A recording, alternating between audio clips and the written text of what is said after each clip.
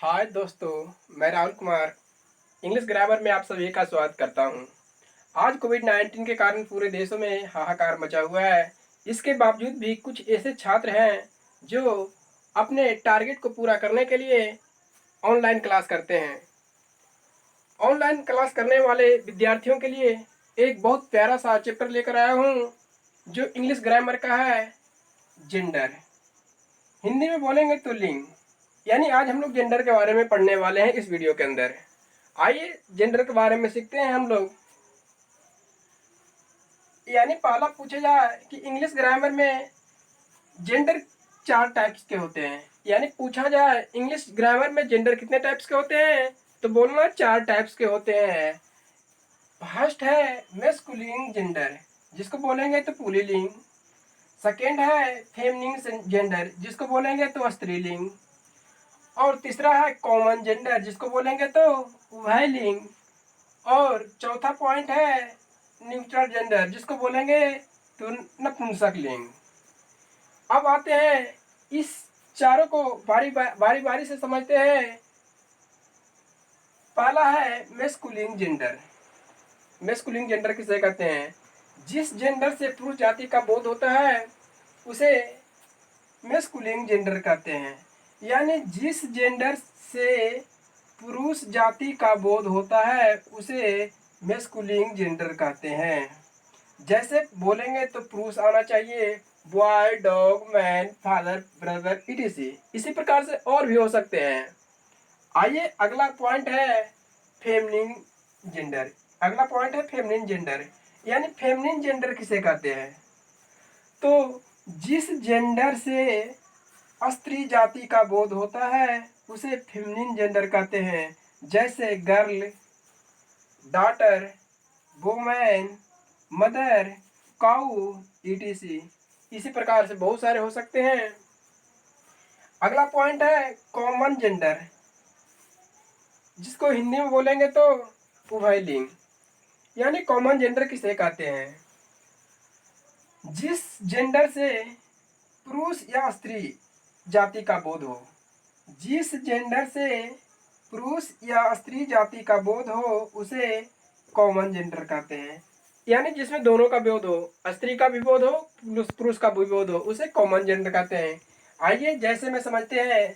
जैसे यहाँ पे टीचर लिखा हुआ है, जब टीचर बोले तो उसमें स्त्री और पुरुष दोनों आता है। यहाँ पे टीचर का हिंदी होता है शिक्षक भी या शिक्षिका भी।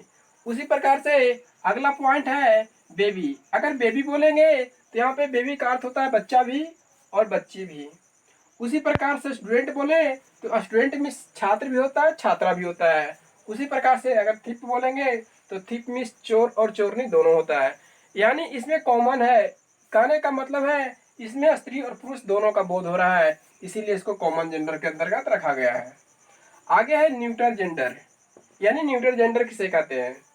तो जिस जेंडर से ना तो पुरुष और ना ही स्त्री का बोध होता है। जिस जेंडर से ना तो पुरुष और ना तो स्त्री जाति का बोध हो उसे न्यूट्रल जेंडर कहते हैं। जैसे वुड, आंट, बुक, इटीसी। यानी कहने का मतलब है जिसमें ना तो पुरुष का बोध होता है और ना तो स्त्री का बोध होता है उसे हम न्यूट्रल जेंडर के अंतर्गत रखते हैं। अब न्यूट्रल जेंडर में कुछ पॉइंट दिए गए हैं, उस पॉइंट को देखते हैं। यानी पहला पॉइंट है, नोट नंबर पहला है निर्जीव पदार्थ, कीड़े मकोड़े और छोटे छोटे जानवरों को न्यूट्रल जेंडर के अंतर्गत रखा गया है। यानी कहने का मतलब है निर्जीव पदार्थ, कीड़े मकोड़े और छोटे छोटे जानवर को न्यूट्रल जेंडर के अंतर्गत रखा गया है।